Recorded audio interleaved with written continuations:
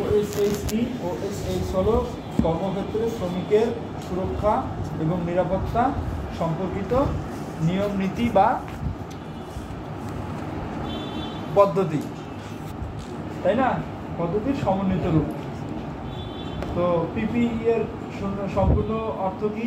Personal protective equipment. PPE কি? PPE হলো ব্যক্তিগত সুরক্ষা, কর্মক্ষেত্রে ব্যক্তির সুরক্ষা। এই যে এখানে আছে ব্যক্তিগত স্বাস্থ্য,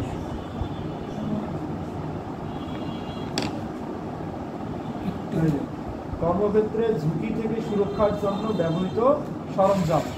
পিপিই হলো কর্মক্ষেত্রে ঝুঁকি থেকে সুরক্ষার জন্য ব্যবহৃত সরঞ্জাম।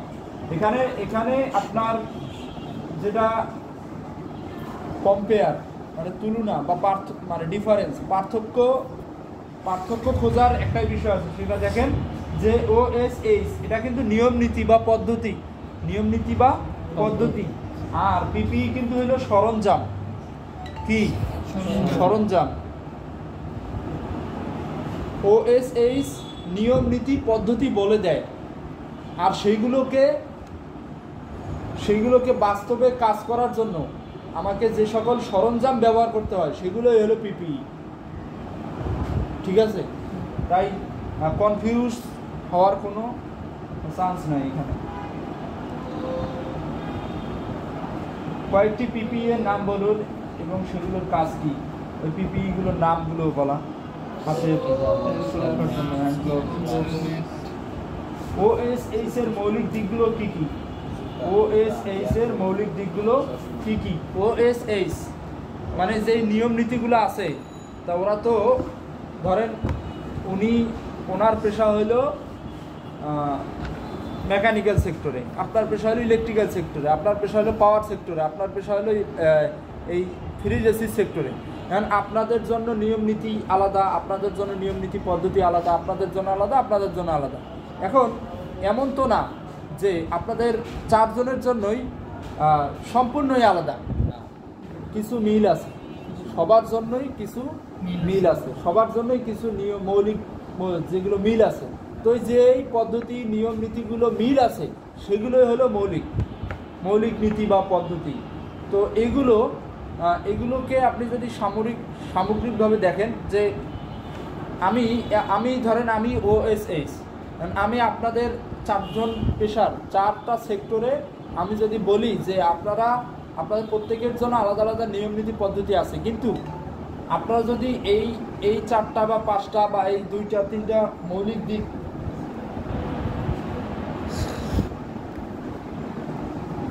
দিক বিবেচনা করে কাজ করেন, তাহলে আপনাদের চারজনেরই কি হবে?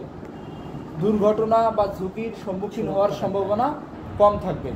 তো এই যে দিকগুলা আমি যে বললাম, এই দিকগুলোকেই বলা হয় মৌলিক দিক। তো কি কি মৌলিক দিক? ওই যে উপরে দেখেন দেওয়া আছে, পেশাগত স্বাস্থ্য ও নিরাপত্তা সংক্রান্ত বিধি বা নীতি ও পদ্ধতি চিহ্নিত করা। অর্থাৎ আপনার জন্য যেগুলো নীতি পদ্ধতি, নিয়ম নীতি পদ্ধতি, সবার জন্য যে সকল নিয়ম নীতি পদ্ধতি আপনারা আমার কাছে তো সব আছে, আপনারা আপনাদের মতো করে এগুলো ভাগ করে নিয়ে নিলেন। এখন এটা চিহ্নিত করে নিয়ে নিলেন, এখন সেগুলোকে কি করতে হবে? ব্যক্তিগত স্বাস্থ্য ও নিরাপত্তা পদ্ধতি প্রয়োগ করা। মানে এই যে নিয়ম নীতি পদ্ধতিগুলো আপনারা যখন বাস্তবে প্রয়োগ করতে যাবেন, আপনাকে কি হবে? আপনাকে কিছু পিপিই ব্যবহার করতে হবে, তাই না? পিপিই ওই যে ব্যক্তিগত স্বাস্থ্য ও নিরাপত্তা, অর্থাৎ ব্যক্তির স্বাস্থ্য ও নিরাপত্তা। আমাকে এখানে তো কি পিপিই ব্যবহার করতেই হবে। এখানে বলছে যে বাস্তবে প্রয়োগ সম্পর্কে, যে এইগুলো যে আপনি চিহ্নিত করলেন সেগুলোকে বাস্তবে প্রয়োগ করতে হবে।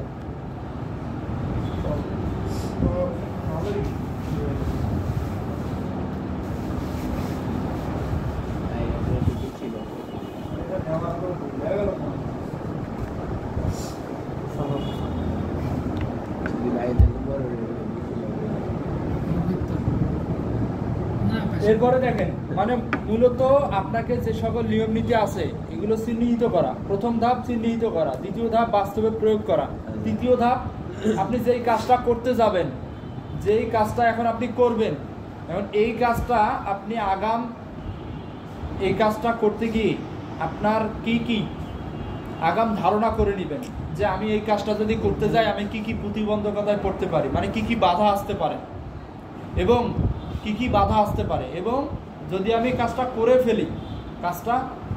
ফেলি এবং যদি কোনো দুর্ঘটনা ঘটেও যায় তাহলে কি সমস্যা হতে পারে, কি ঝুঁকি থাকতে পারে। তাহলে প্রথম কারণ হলো বাধা, মানে কি বাধা আসতে পারে, তারপরে কি ঝুঁকি থাকতে পারে, কি সমস্যা হতে পারে, এগুলোকে আগাম ধারণা করে একটা প্রতিবেদন তৈরি করা বা একটা রিপোর্ট তৈরি করা, এটা হলো তৃতীয় ধাপ। চতুর্থ ধাপ কি? জরুরি প্রয়োজনে সাড়া দেওয়া।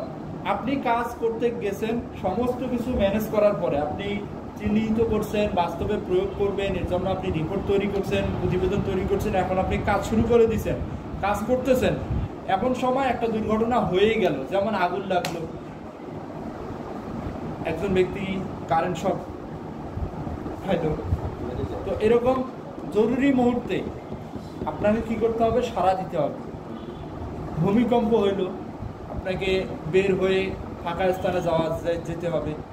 আগুন লাগছে, আপনাকে নিরাপদ দূরত্বে সরে গিয়ে আগুন নেভানোর জন্য যথাযথ কর্তৃপক্ষকে বিষয়টি সম্পর্কে অবগত করতে হবে, বা নিজে অবগত তো করতেই হবে, পাশাপাশি ফায়ার সার্ভিসে কল দিতে হবে, হ্যাঁ, পানির ব্যবস্থা করতে হবে। মানে এই ধরনের তাড়াহুড়ো না করে শান্ত থেকে নিরাপদ দূরত্ব বজায় রেখে আপনাকে এই সমস্ত পদক্ষেপ নিতে হবে। এই যে জরুরি মুহূর্তে আপনি সাড়া দিলেন, এটা কিন্তু এই মৌলিক দিক। একটা দুর্ঘটনা হয়েই গেছে, এখন বলা তো যায় না দুর্ঘটনা হতেই পারে, এখন হয়েই গেছে, এখন আপনার একটা হাত কেটেই গেছে বা হাতের একটা অংশ, মানে একটু হাত কেটেই গেছে, এখন আপনি যদি সেটা জরুরি মুহূর্তে সাড়া না দিয়ে আপনি এখানে ডেটল, তুলা এগুলো না দিয়ে, ওয়ান টাইম টেপ এগুলো ব্যবহার না করেই যদি আপনি কিছুই মনে না করে আপনি আপনার মতো কাজ করে যান, তাহলে কি ব্যথাটা আপনিই পাবেন না, অন্য কেউ পাবে? আপনি যদি জরুরি মুহূর্তে সাড়া দিতেন, প্রাথমিক চিকিৎসা নিতেন, তাহলে কি আপনি ব্যথাটা এত বেশি হইতো? ওটা ইনফেকশন হতো? তাহলে মানে জরুরি মুহূর্তে আপনাকে সাড়া দিতে হবে। হ্যাঁ, সমস্যা হতেই পারে, সমস্যা হয়েই গেছে, এখন আপনাকে জরুরি মুহূর্তে সাড়া দিতে হবে সেটা প্রাথমিক চিকিৎসা নেওয়ার জন্য, বা বড় কোনো দুর্ঘটনা হলে হসপিটাল বা ডাক্তারের কাছে নিয়ে যাওয়া হবে। বাহিরের রাষ্ট্রগুলোতে এগুলো নিয়ে অনেক কেয়ার করে। হ্যাঁ, অবশ্যই তারা অবশ্যই ওনাদের স্বাস্থ্য সম্পর্কে বেশি সচেতন। তো এরপরে দেখেন এই চারটে মূলত এই চারটেই মৌলিক দিক। হ্যাঁ, এইগুলোর মৌলিক দিক। এই যে আপনাকে আপনার জন্য যে সকল বিধি নিষেধ বা নিয়ম নীতি পদ্ধতি প্রয়োজন সেগুলোকে চিহ্নিত করা, এগুলোকে বাস্তবে প্রয়োগ করা, এবং বাস্তবে প্রয়োগ করতে গেলে আপনাকে আপনার কি বাধা, কি সমস্যা, কি ঝুঁকি থাকতে পারে সেগুলো সম্পর্কে আগাম ধারণা করে রিপোর্ট তৈরি করা, এবং এরপরে যদি কাজ করতে গিয়ে কোনো ধরনের দুর্ঘটনা হয়েও যায় জরুরি মুহূর্তে সাড়া দিয়ে আপনাকে প্রাথমিক চিকিৎসা এবং প্রয়োজন হলে ডাক্তার বা হাসপাতালের দ্বারস্থ বা নিকটস্থ হতে হবে। ঠিক আছে, এগুলো হলো যে কোনো দুর্ঘটনা বা ঝুঁকি থেকে মানে কম ঝুঁকি থেকে ক্ষতি কমানোর আর কি পদ্ধতি। এইগুলো হচ্ছে মৌলিক দিক। আচ্ছা বলুন তো, আমি যেগুলো মৌলিক দিক বললাম এগুলো কি শুধু ইলেকট্রিক্যালের জন্য? সবার জন্য। এই জন্যই মৌলিক কথাটা এখানে যুক্ত হয়েছে। এরপরে ফায়ার এক্সটিংগুইশার কেন ব্যবহার করা? ফায়ার এক্সটিংগুইশার চিনেন? ফায়ার এক্সটিংগুইশার উঠে নিয়ে আসেন, আবার খুললে ব্রিস্টার ওইদিকে খুলে খোলেন না, আবার এদিকে উঠে নিয়ে আসেন, লাল কালারের। এগুলো তো অনেক সব জায়গায় হসপিটাল এরিয়াতে থাকে, যেগুলো লাগলে এর মধ্যে রাখেন না, এইটার নাম ফায়ার এক্সটিংগুইশার। ওই যে চাবি আছে ওটা খুলে চাপ দিতে চলে। ওই যে লেখা আছে দেখেন fire extinguisher 5 KG ABC dry powder fire extinguisher. এটা দিয়ে কি সব নেবানো যাইছে? এবিসি শুধু এবিসি না, এবিসিই ড্রাই পাউডার ফায়ার এক্সটিংগুইশার। এক একটা তো এক একটার জন্য আছে, যেমন হ্যাঁ, এক এক ধরনের আগুনের জন্য এক এক ধরনের ফায়ার এক্সটিংগুইশার ব্যবহার করা হয়। যেমন কার্বন ডাই অক্সাইড আছে ফায়ার এক্সটিংগুইশার, তারপরে dry powder fire extinguisher, ABC fire extinguisher. হ্যাঁ, এক একটার ক্ষেত্রে এক এক রকম। ক্যান্সার একটা জানি এটা সব না, এক এক ধরনের আগুনের তাপ এক এক রকম। গ্যাসের আগুনের তাপ এক রকম, দেশের electrical কার্ডের আগুনের। মানে এগুলো সব যেমন আপনার একটা কোনো একটা তেল কারখানায় তেল উত্তোলন কেন্দ্রে আগুন লাগছে, সেখানে এক ধরনের তাপ। আপনার একটা তুলো কারখানায় একটা আগুন লাগছে, সেখানে একটা তাপ। আবার আপনার কাঠের এতে লাগছে, কাঠ বা আপনার যে কয়লাতে যে আগুন লাগছে সেখানে এক ধরনের তাপ। তো তাপের যে পরিমাণ বা তাপের কোথায় আগুনটা লাগছে সেটাকে নির্ভর করে পরিস্থিতি নির্ভর করে আপনার এই ফায়ার এক্সটিংগুইশার বিবেচনা করতে হয়। তো এই ফায়ার এক্সটিংগুইশার ব্যবহার করা হয় আগুন নেভানোর জন্য। এক কথায় হলো আগুন নেভানোর জন্য। তো বৈদ্যুতিক কাজে কি কি নিরাপত্তা বজায় রাখা হয়? বৈদ্যুতিক কাজ কি? বৈদ্যুতিক কাজ আমরা যে এই যে তার জয়েন্ট দেই, কেবল জয়েন্ট দেই না। তারপরে জি বলেন, কি বলেন? ভর্তি যাচ্ছিলাম। আপনি না ড্রাইভিং এর করতেছেন? না, ড্রাইভিং করবো না। ড্রাইভিং করবেন না আপনি? আমি না দেখলাম আপনি কয়েকদিন ড্রাইভিং। আমি আসছিলাম, আমার ওরকম করবো না, স্যার বলছে যে দেখো ইয়াতে আমি বাইরে যাবো তো, এর জন্য। দুদিন পরে আদিসে 9 জুলাই থেকে শুরু হবে। 9 জুলাই স্যার কি ফর্ম দিয়ে দিতে হবে না? আচ্ছা, বাসা স্যার বললো একটু যাতে কথা বলো।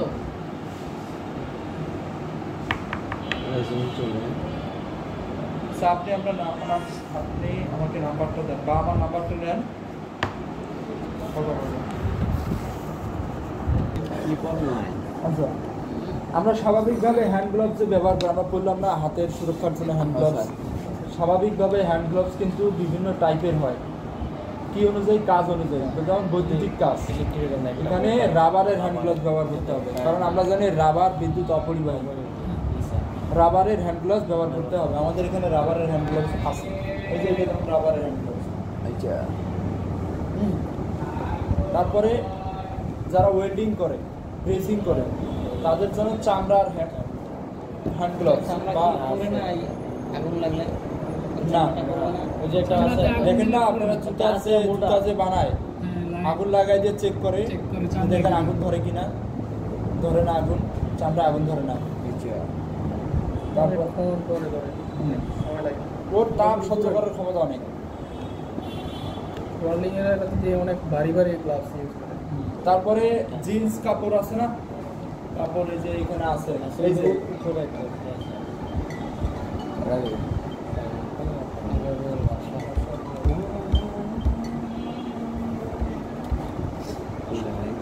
আসসালামু আলাইকুম ভাই। হ্যাঁ আসছে। রাত্রে এবার মনে করে একটা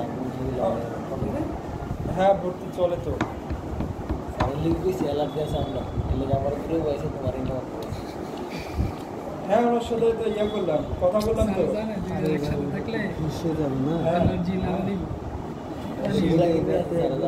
বলছি যে ইয়া থেকে ভর্তি হবে, ওনার নাম্বার নিচ্ছে, ওনার সাথে কথা বলবো।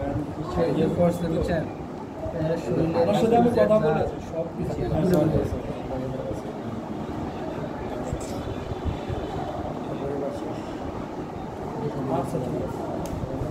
একটু অসতর্ক হতে পুরো বাংলাদেশ মনে করেন 10তলা বিল্ডিং হতে কিছু নেই, 10তলা আচ্ছা।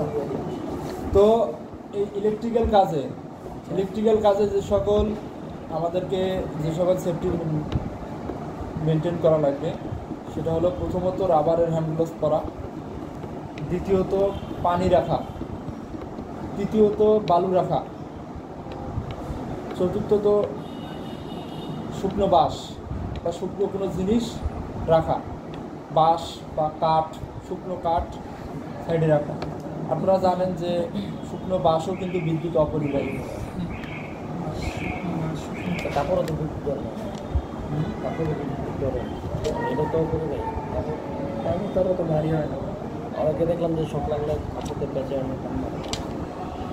সেটাও হয়, কিন্তু অনেক কাপড় আছে যে ভেজা কাপড় অনেক সময় শুলে গামে ভেজা থাকলো। অনেক কাপড় আছে, আপনার লেদারগুলো আছে না, হ্যাঁ। লেদারগুলোতে কিন্তু ওই দেখা যায় যে কাপড়ের মধ্যে অনেক ইয়ে থাকে। আপনার প্যান্টের মধ্যেই তো একটা জিপ আছে, জিপটাই তো লোহার। আপনার জিপটা তো শরীরের মধ্যে যদি লেগে থাকে তাহলে জিপটা কী হবে? আর্থিং করবে না, ওর সাথে কারেন্ট প্রবাহিত হবে না ওটা দিয়ে। তাই আপনার শুকনো বাঁশ বা কাঠ দিয়ে আঘাত দিলে ওর ব্যক্তিটা খুলে আসবে। জোরে জোরে দিব আধা ঘন্টা দিব নাকি এই চান্স আমি তো আগে দিই। আচ্ছা, এই প্রশ্নগুলো একটু পরে দেখে নিয়ে আমরা ইয়েতে যাই, মূল পর্যায়ে। দেখেন, রেফ্রিজারেশন সিস্টেম সম্পর্কে আলোচনা। এটা হলো রেফ্রিজারেশন একটা সিস্টেম, হিমায়ন রেফ্রিজারেশন একটা সিস্টেম বা প্রক্রিয়া। হ্যাঁ, তো এই সিস্টেমটা রেফ্রিজারেশন কথাটার অর্থ হলো হিমায়ন প্রক্রিয়া। হিমায়নকে বাংলা আমরা বলি ঠান্ডা আনয়ন করা, ঠান্ডা আনয়ন করা। এই দেখেন, এখানে দেখেন, রেফ্রিজারেশন মানে এইটা হলো একটা কি সিস্টেম, এয়ার কন্ডিশনের একটা সিস্টেম। দুইটাই হচ্ছে একটা সিস্টেম বা প্রক্রিয়া, আলাদা আলাদা সিস্টেম বা প্রক্রিয়া। যদিও বা সিস্টেম একটাই, রেফ্রিজারেশন সিস্টেম, এটাকেই ব্যবহার করে এসি চলে, কিন্তু দুইটাই আলাদা আলাদা সিস্টেম হিসেবে ধরা হয়। তো এই রেফ্রিজারেশন সিস্টেমের বাংলা হলো হিমায়ন প্রক্রিয়া।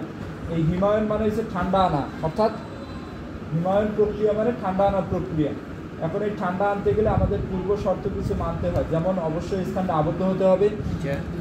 দ্বিতীয়টা এখানে নাই, দ্বিতীয়টা হলো ওই স্থানটাকে তাপ নিরোধক করতে হবে, অর্থাৎ তাপ নিরোধক করতে গেলে আমাকে ইনসুলেশন করতে হবে। একটা আবদ্ধ স্থান করে ওই আবদ্ধ স্থানটাকে ইনসুলেশন করতে হবে।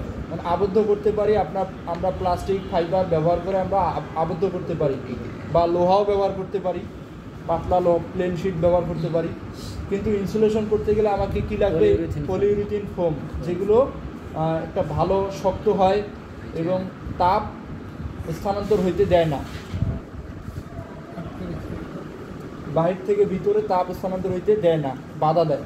পলিউরিথিন ফোম যথেষ্ট ভালো।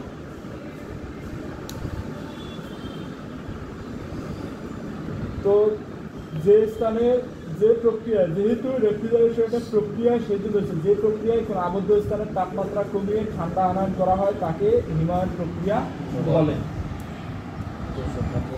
কোনো আবদ্ধ স্থানের, এই যে বলছি না অবশ্যই স্থানটা আবদ্ধ হওয়া লাগবে, এই জন্য বলছি যে আবদ্ধ স্থানের মূলত এই যে ঠান্ডা আনয়ন করা হয়, এই যে হিমায়ন শব্দের অর্থ ঠান্ডা আনয়ন করা, এই জন্য লিখছি ঠান্ডা আনয়ন করা হয়।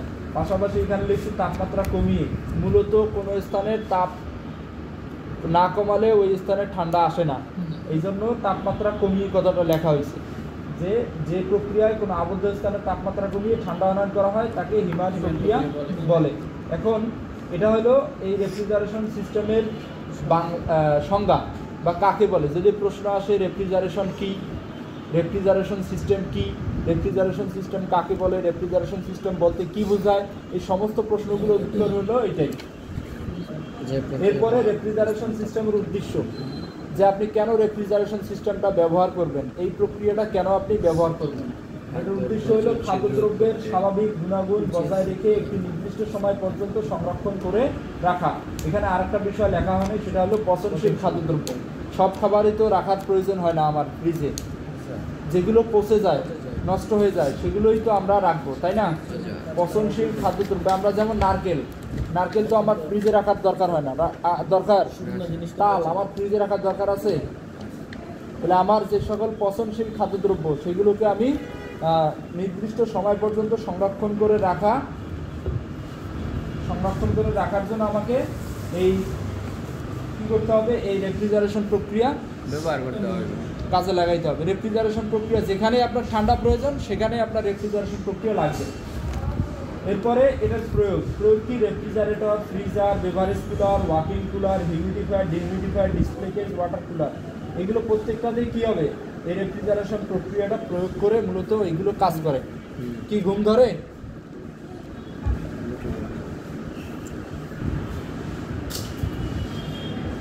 দেখেন এখন এই রেফ্রিজারেশন প্রক্রিয়া, এই প্রক্রিয়াটা অবশ্যই একটা আছে, রেফ্রিজারেশন প্রক্রিয়াটা কি একটা ডায়াগ্রাম আছে, একটা ডায়াগ্রাম মেনটেন না করলে তো এই প্রক্রিয়াটা কাজ করবে না, তাই না? তো এটা হলো কি, এটাকে বলা হয় রেফ্রিজারেশন সিস্টেমের মেকানিক্যাল ডায়াগ্রাম। কি মেকানিক্যাল ডায়াগ্রাম? এখন এই মেকানিক্যাল ডায়াগ্রামে কি কি আছে? তো প্রথম যেই ডিভাইসটা সেটা হলো কম্প্রেসার, এরপরে কন্ডেন্সার, এরপরে এক্সপানশন ডিভাইস, এটা হলো এক্সপানশন ডিভাইস, এটা ইভাপোরেটর। এই যে কম্প্রেসার, কন্ডেন্সার, এই যে ক্যাপিলারি টিউব মানে এক্সপানশন ডিভাইস আর ইভাপোরেটর, এই চারটে হলো মৌলিক ডিভাইস। আর এখানে যে একটা স্ট্যান্ডার্ড ফিল্টার আছে এটা হলো আনুষঙ্গিক ডিভাইস। এখানে যদি আরেকটা কন্ডেন্সারের পরে স্ট্যান্ডার্ড ফিল্টারের আগে আরেকটা আনুষঙ্গিক ডিভাইস সংযুক্ত হয়, সেটার নাম কি? রিসিভার। সেটার নাম হলো রিসিভার। আর এখানে হচ্ছে যে ডিসচার্জ লাইনে, কম্প্রেসরের পরে ডিসচার্জ লাইনে এবং কন্ডেন্সারের আগে মূলত একটা ওয়াইল সেপারেটর সংযোগ দেওয়া হয়। এই ওয়াইল সেপারেটর, এই রিসিভার আর এই স্ট্যান্ডার্ড ফিল্টার, এই তিনটাই কি আনুষঙ্গিক ডিভাইস। এর পাশাপাশি আরেকটা আছে, সেটা হলো সাকশন লাইনে, ইভাপোরেটরের পরে সাকশন লাইনে সংযোগ হয় কম্প্রেসরের আগে, এটার নাম হলো একুমুলেটর। হ্যাঁ, তো এই একুমুলেটরের কাজ হইলো ইভাপোরেটর থেকে যেই তরল বাষ্প হিমায়কটা নিম্ন তাপ এবং চাপের যে বাষ্প হিমায়কটা কম্প্রেসরে আসে, সাকশন লাইন টেনে নেয়, এটাকে ইংলিশে বলা হয় takes low pressure and temperature refrigerant from evaporator by the suction line. Suction লাইনের মাধ্যমে ইভাপোরেটর থেকে লো টেম্পারেচার অর্থাৎ নিম্ন তাপ এবং চাপের বাষ্প হিমায়ক কী করে, এই কম্প্রেসর টেনে নেয়, গ্রহণ করে। এখন এই বাষ্প হিমায়কের মধ্যে যদি কোনো প্রকার পানি থাকে, তরল অংশ থাকে, এই তরল অংশটা কম্প্রেসরে চলে যাবে।